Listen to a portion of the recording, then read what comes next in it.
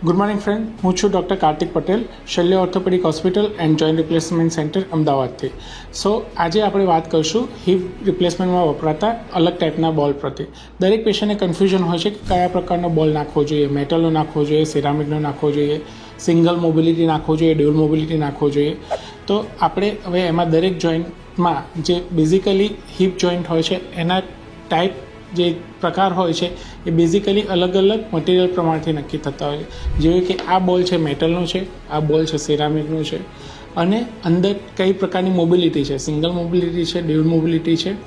સો આજે આપણે જાણીશું કે દરેક જોઈન્ટનું કઈ રીતનું આયુષ્ય હોય છે અને કઈ રીતે કામ કરતું હોય છે.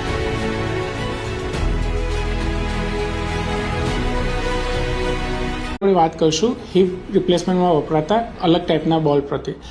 સો યુઝ્યુઅલી જે પહેલો જોઈન્ટ આવે છે જેમાં મેટલ હોય અને સામે પ્લાસ્ટિક હોય એને કહેવાય એમઓપી. હવે મેટલના કારણે પ્લાસ્ટિકનું ઘર્ષણ વધે અને એના કારણે એનું આયુષ્ય ઓછું થાય. તો યુઝ્યુઅલી આ ટાઈપના જોઈન્ટનું આયુષ્ય 10 થી 12 વર્ષનું હોય છે. એના પછી યુઝ્યુઅલી આવતો હોય છે સિરામિક અને પોલી. તો સિરામિક મટીરિયલના કારણે પ્લાસ્ટિક પરનું ઘર્ષણ ઓછું થઈ જાય, જેના કારણે એનું આયુષ્ય વધે છે અને યુઝ્યુઅલી આવા જોઈન્ટનું આયુષ્ય 15 થી 20 વર્ષનું હોય છે. હવે પ્લાસ્ટિકમાં પણ અલગ અલગ પ્રકારના પ્લાસ્ટિક હોય છે. રેગ્યુલર પ્લાસ્ટિક હોય, હાઈલી ક્રોસલિંક પ્લાસ્ટિક હોય, વિટામિન ઈ વાળું પ્લાસ્ટિક હોય. જેમ આપણે હાઈલી ક્રોસલિંક પ્લાસ્ટિક લઈએ તો એના કારણે પ્લાસ્ટિક પરનું ઘર્ષણ ઓછું થાય અને આયુષ્ય વધે. તો સિરામિકના બોલ સાથે જ જો તમે હાઈલી ક્રોસલિંક પ્લાસ્ટિક કાં તો વિટામિન ઈ વાળું પ્લાસ્ટિક કરાવો તો એનાથી જોઈન્ટનું આયુષ્ય વધતું હોય છે. યુઝ્યુઅલી 20 થી 25 વર્ષના ડેટા હોય છે.